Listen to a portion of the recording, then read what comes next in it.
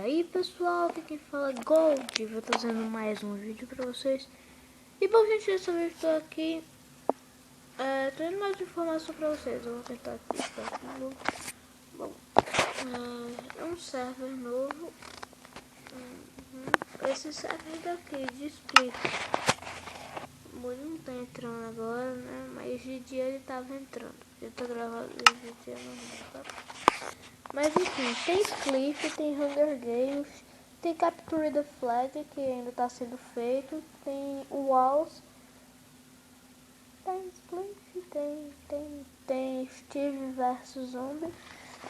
Bom, tem um negocinho também, né, mas que atrás mais é o Split. Interessante que eu ganhei na primeira partida que eu joguei. Sim, no celular, foi a primeira vez que eu joguei, eu saí ganhando. Você recebe uma pá, né, pra quem não sabe, você recebe uma pá no Spliff, aí tá a neve lá, aí você tem que quebrar um computador diferente. No computador a gente pode quebrar bloco mesmo e só com a mão, mas aqui no celular, né, por enquanto ainda não tem sistema, né, então é usando a pá mesmo. Aí pega e começa a cavar e tem que derrubar outro cara. Aí se você sobreviver até o final você ganha. Simples, né? Mas bom, vai estar aí o link na descrição, tá?